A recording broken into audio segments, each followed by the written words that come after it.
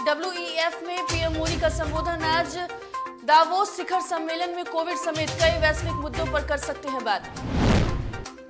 दिल्ली में आज फिर यूपी बीजेपी कोर कमेटी की बैठक। शाह, नड्डा समेत बड़े नेता रहेंगे मौजूद। बाकी बचे उम्मीदवारों के नाम पर होगी मंथन। कथक सम्राट बिरजू महाराज का निधन। 83 साल की उम्र में ली अंतिम सांस। कला जगत में शोक की लहर। बिहार में ठंड का सितम जारी। अगले 24 घंटे और बढ़ेगी कनकनी। कई जिलों में ठिठुरन का दिखेगा असर।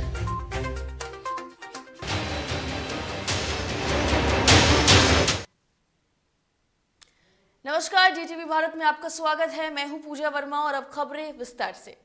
विश्व आर्थिक मंच यानी कि WEF के ऑनलाइन आयोजित होने जा रहे 5 दिवसीय एजेंडा शिखर सम्मेलन के पहले ही दिन आज प्रधानमंत्री नरेंद्र मोदी विश्व के हालात विषय पर विशेष संबोधन करेंगे।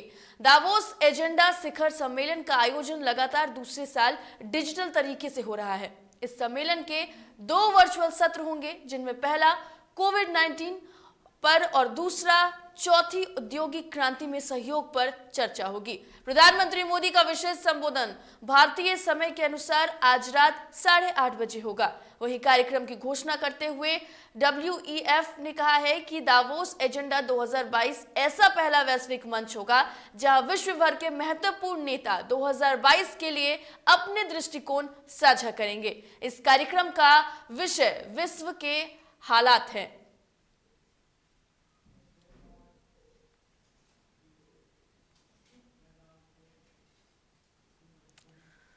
उत्तर प्रदेश की बाकी बची सीटों के लिए आज बीजेपी की कोर कमेटी की फिर से दिल्ली में बैठक होने वाली है। साथ ही इस बैठक में संजय निषाद के साथ ये संभव है कि अनुप्रिया पटेल भी हो। दोनों दलों के साथ गठबंधन की सीट शेयरिंग पर बात होगी। संजय निषाद के ऐलान ने किया है उन्होंने कि पार्टी 15 सीटों पर चुनाव लड़ेगी। निषाद पार्टी के अध्यक्ष संजय निषाद आज दिल्ली आ रहे हैं, जहां उनकी केंद्रीय गृह मंत्री अमित शाह और बीजेपी के प्रदेश चुनाव प्रभारी और केंद्रीय शिक्षा मंत्री धर्मेंद्र प्रधान से मुलाकात होगी और गठबंधन पर मोहर लगेगी।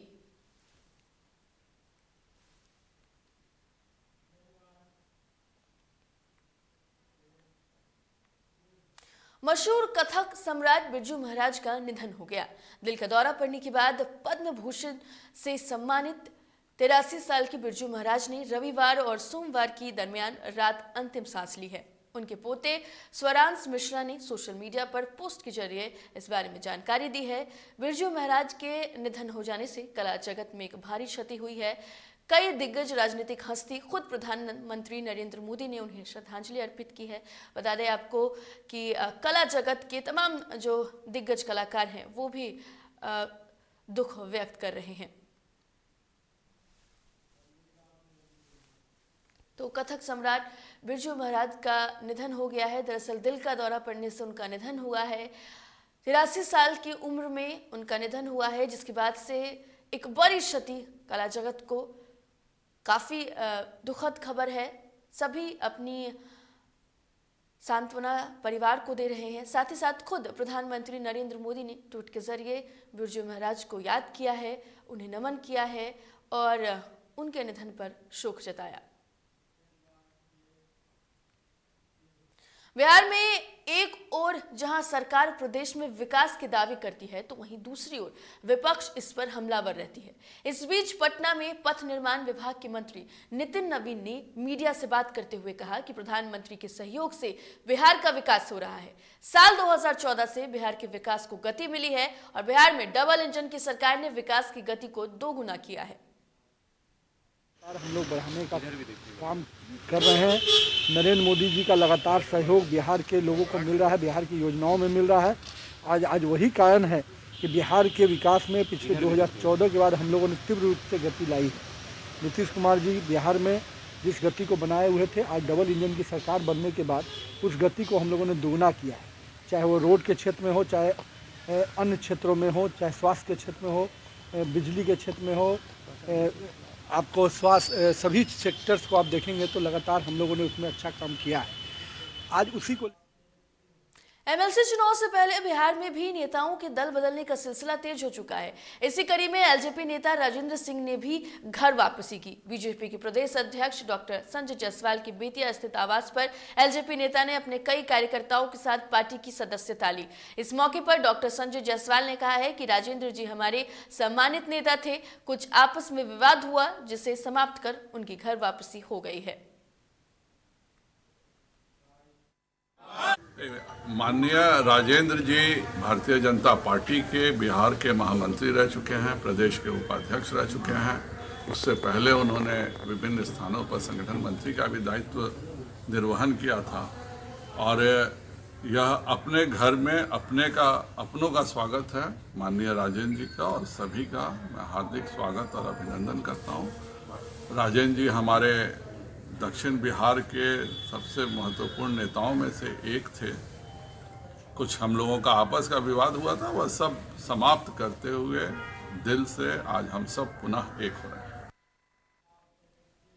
नालंदा के सोहसराय के छोटी पहाड़ी में 11 लोगों की मौत पर डीएम शशांक शुभांकर का बयान सामने आया है। उन्होंने कहा है कि पहली नजर में लगता है कि सभी की मौत शराब पीने की वजह से हुई है। घटनास्थल के पास से शराब और मिनी पैकिंग मशीन भी बरामद की गई है। 6 मामले दर्ज किए गए हैं और 2 मकानों को सील करने का आदेश भी दिया गया है। डीएम ने कहा है कि इनकी फाइनल पुष्टि तभी करेंगे जब पोस्टमार्टम रिपोर्ट और विसरा की फाइनल रिपोर्ट आ जाएगी। विसरा रिपोर्ट और पोस्टमार्टम रिपोर्ट का फिलहाल इंतजार किया जा रहा है। जैसा कि आप लोग अवगत है कि 14 तारीख को अवैध शराब पीने की बात सामने आई थी और 15 तारीख से लोगों की तबीयत खराब होनी शुरू हुई। अभी तक 11 लोगों की मृत्यु हुई है और प्रथम दृष्टया, हालांकि अभी पोस्टमार्टम और विसरा रिपोर्ट नहीं आया है, लेकिन प्रथम दृष्टया और डॉक्टर्स की रिपोर्ट के आधार पर ऐसा प्रतीत हो रहा है कि उन्होंने अवैध शराब का सेवन किया है और इसकी फाइनल पुष्टि हम लोग पोस्टमार्टम रिपोर्ट आने के बाद ही करेंगे। लेकिन प्रथम दृष्टया हम लोग उसी को मानते हुए आगे की कार्रवाई कर रहे हैं और अभी तक पूरे ज़िले में हम लोगों ने 184 लीटर चुलाई शराब, 225 लीटर विदेशी शराब और 34 लोगों की गिरफ्तारी की है। देखिए, स्पष्ट रूप से आप सभी को सारी जो सूचना दे दी गई है। कल घटना जब हमारे संज्ञान में आई उसके बाद से हम लोग लगातार यहाँ छापामारी कर रहे हैं। कल फर्स्ट शिफ्ट में 3 डीएसपी के नेतृत्व में टीम जो है गठित करके यहाँ पे छापामारी कराई गई। फिर कल रात भर छापामारी चली दूसरी टीम की मदद से। फिर आज सुबह से चल रही है और आज रात में भी रहेगा।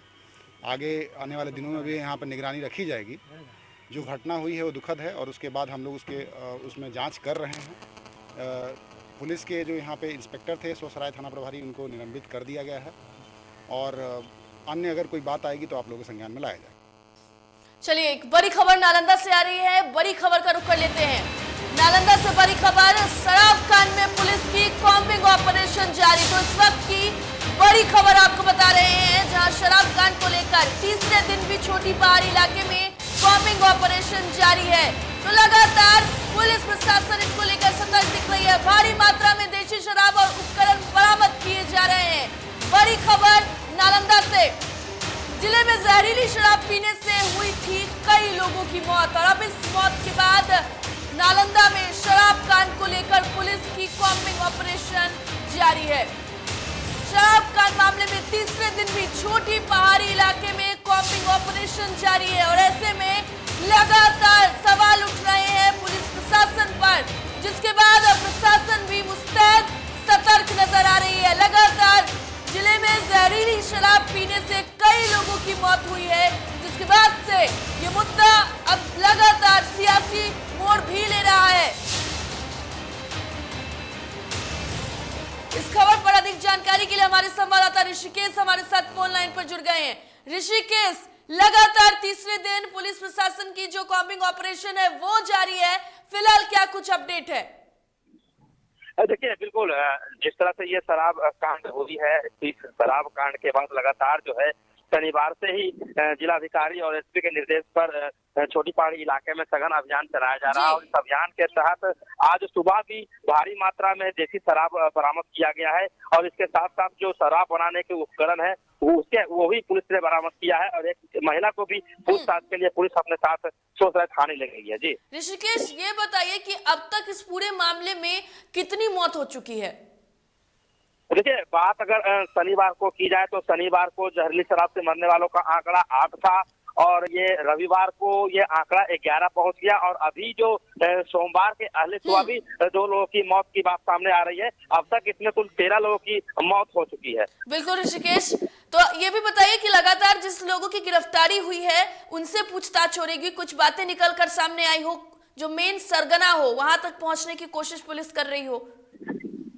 देखिए, इस घटना के बाद हालांकि 5 लोगों को गिरफ्तार भी किया गया और अभी एक महिला को हिरासत में लिया गया है, लेकिन अभी तक इस मामले का खुलासा नहीं हो पाया है कि ये जो जहरीली शराब आखिर आया कहां से। क्या छोटी पहाड़ी इलाके में ही जहरीली शराब को बनाया गया था या फिर इसकी खेप को कहीं बाहर से लाया गया था? फिलहाल ये अभी भी पुलिस इस बात को खुलासा नहीं कर पाई है। जी ऋषिकेश, बेहद शुक्रिया आपका तमाम जानकारी के लिए। तो देखिए, जिस तरीके से हमारे संवाददाता ऋषिकेश ने बताया है कि कुल अब 13 लोगों की मौत जो है वो जहरीली शराब कांड में हो चुकी है और शराब कांड में पुलिस लगातार अपनी कॉमिक ऑपरेशन जारी रखे हुए है।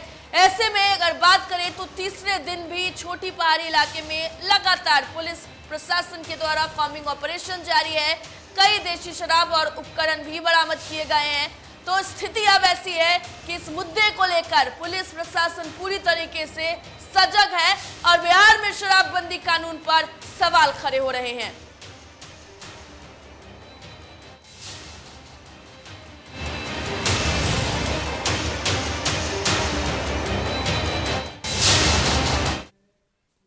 नालंदा जिले में जहरीली शराब से 11 लोगों की मौत को लेकर बीजेपी के प्रदेश अध्यक्ष संजय जायसवाल ने भी बयान दिया। उन्होंने कहा कि अगर शराबबंदी कानून लागू करना है तो सबसे पहले नालंदा प्रशासन द्वारा गलत बयान देने वाले उस बड़े अफसर की गिरफ्तारी होनी चाहिए, क्योंकि प्रशासन का काम जिला चलाना होता है, ना कि जहरीली शराब से मृत व्यक्तियों को अजीबोगरीब बीमारी से मरने का कारण बताना। यह साफ बताता है कि प्रशासन स्वयं शराब माफियाओं से मिली हुई है। शराब बेचने वाले और पीने वाले दोनों को सजा अवश्य होनी चाहिए, पर यह उस हाइड्रा की बाहें हैं जिन्हें आप रोज काटेंगे तो रोज उग जाएंगे।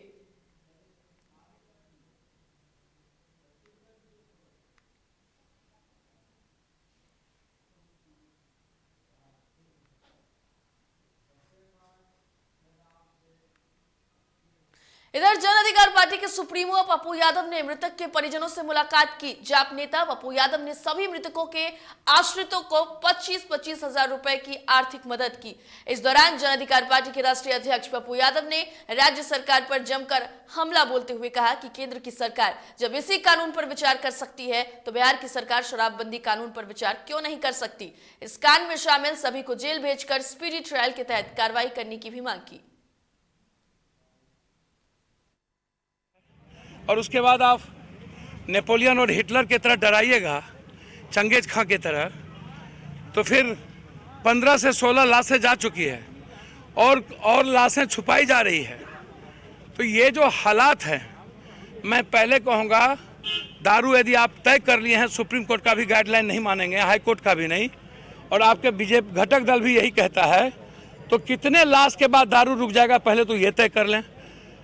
कितने माफिया पकड़ाए, कितने नेता जेल गए हैं, क्या वो लोग दारू नहीं पीते हैं? क्या पदाधिकारी दारू नहीं पीता है?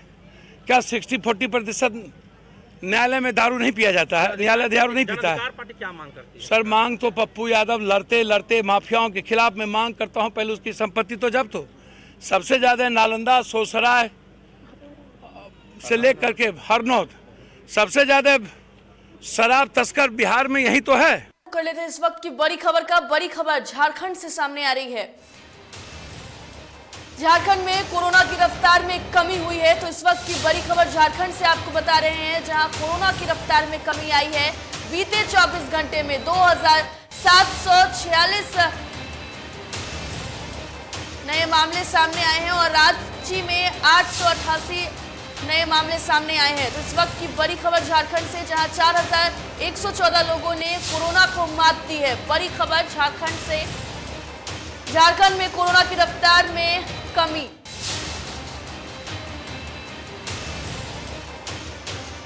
बीते 24 घंटे में 2776 नए मामले सामने आए हैं।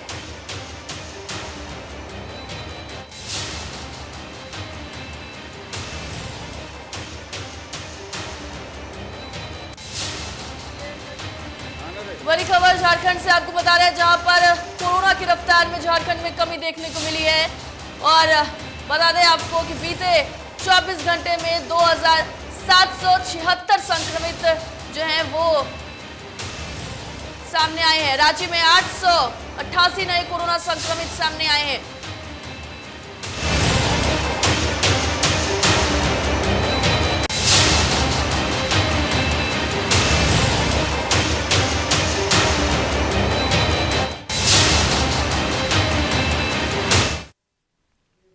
समस्तीपुर जिले के रोसड़ा में एक पूर्व पैक्स अध्यक्ष विजय महतो की हत्या के मामले में पुलिस ने पंजाब के लुधियाना शहर से शातिर अपराधी को गिरफ्तार कर मामले का खुलासा किया।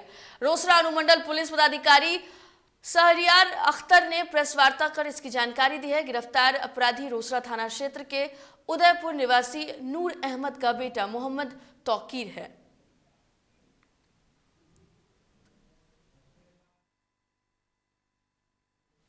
सुपौल सदर थाना इलाके के मल्हानी गांव के भरना टोला में एक 10 वर्षीय नाबालिग लड़की बीते 1 महीने से लापता है। वहीं परिजनों ने गांव के ही लोगों के खिलाफ अपनी बेटी के अपहरण कराने की शिकायत दर्ज कराई है।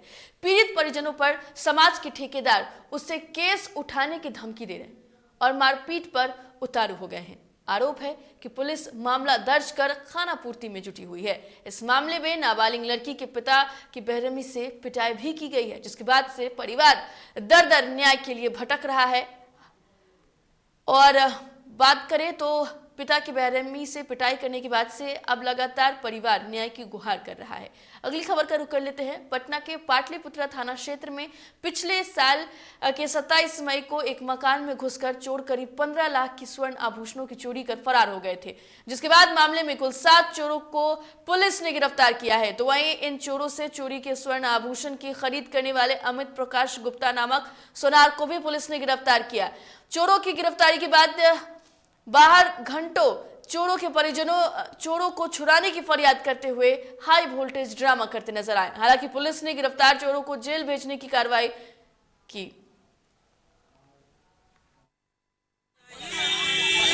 कैसे छोड़ देगा आदमी पैसेंजर को? सिलेंडर लेके पैसेंजर चोरी क्यों भाग गया? इसको पकड़।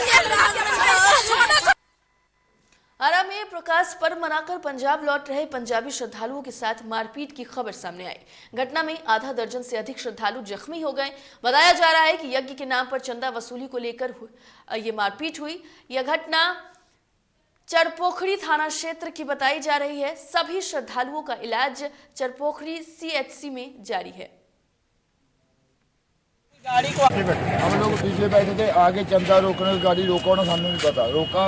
अभी तक जब उन्होंने देखा हाथों पाई हो रहे थे, हम लोग के मंदिर पीछे 4-5 उठे, उतरे बिना दमादम चढ़ के जब देखा इतनी पब्लिक खाली मारने लगी पत्थर। बिहार में अब संविदा कर्मी नियमितीकरण को लेकर अपनी लड़ाई खुद लड़ेंगे। इसको लेकर बिहार राज्य संविदा कर्मी महासंघ का गठन किया गया है। प्रेस कॉन्फ्रेंस के दौरान बिहार राज्य संविदा कर्मी महासंघ के लोगों का साफ कहना है कि आज से 31 जनवरी तक काला पट्टी लगाकर अपनी ड्यूटी करेंगे और कर्मियों की ये मांग है कि नौकरी को नियमित किया जाए, रिटायर होने के बाद रिटायरमेंट सुनिश्चित की जाए। बिहार में 11 लाख संविदा कर्मी हैं। अगर सरकार उनकी मांगों को नहीं मानती है तो वह कार्य बहिष्कार करेंगे। मानदेय नहीं दिया जाता है, हमारी सर्विस की 1 मिनट गारंटी नहीं है। अगले दिन हम कार्यालय आएंगे, इसकी कोई सुनिश्चित व्यवस्था नहीं होती है। किसी समय हमें टर्मिनेट की जाती है। इवन तो ये हम सर्विस से रिटायर होते हैं, 60 साल की जो अवधि है, कोई रिटायरमेंट बेनिफिट नहीं है। ये कैसी मानवता है और कैसी समाज? ये लाखों लोग काम कर रहे हैं इसमें, इनके परिवार के लोग कोरोना काल से लेकर सब काल में बेहाल हैं, लेकिन इनके बारे में सरकार कोई सोच नहीं रही है। इसलिए ये जो संगठन का निर्माण हुआ है बिहार राज्य संविदा कर्मचारी महासंघ, ये पूरे देश में पूरे बिहार में आउटसोर्स और संविदा और अवर्गीकृत जितने कर्मचारी हैं 11 लाख से ऊपर की संख्या है इनकी, इन सबों को संगठित करके और न्याय के रास्ते पर आगे हम लोग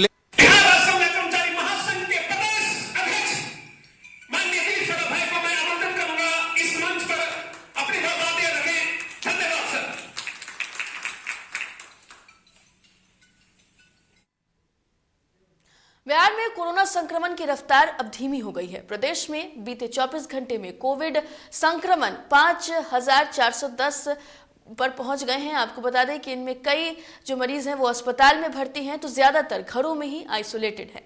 स्वास्थ्य विभाग लोगों से सतर्कता बरतने की अपील लगातार कर रहा है। राजधानी पटना कोरोना का हॉटस्पॉट बना हुआ है। सूबे में रोज मिलने वाले कोरोना संक्रमितों की संख्या लगभग आधे मामले अब अकेले पटना से मिल रहे हैं। बता दें कि शनिवार के मुकाबले रविवार को प्रदेश में काफी कम मामले सामने आए।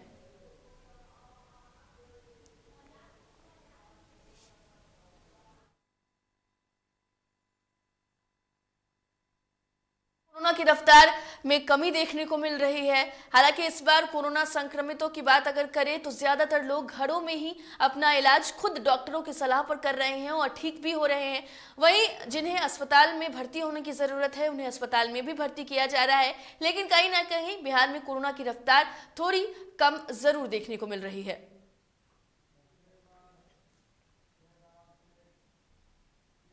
बिहार में पश्चिमी, दक्षिणी और मध्य भागों में गलन के साथ ठंड बढ़ गई है।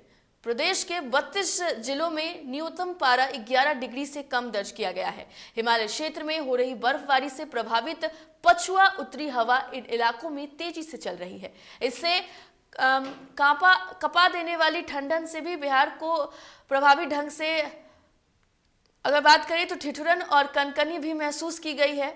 और अगले 24 घंटे में बिहार में रात और दिन के तापमान में 2 से 3 डिग्री की गिरावट होने के आसार हैं। कुछ इलाकों में मध्यम घना कोहरा छाने की भी अनुमान जताई जा रही है। तो अगले 24 घंटे में और कनकनी बढ़ने की जो आशंका है वो जताई जा रही है मौसम विभाग के द्वारा। कई जिलों में ठिठुरन का असर दिखेगा, इससे धुंध भी बढ़ेगी, लोगों को थोड़ी परेशानी भी हो सकती है। हालांकि मौसम विभाग ने सभी लोगों से ये अपील की है कि ज्यादा जरूरी होने पर ही घर से बाहर निकलें।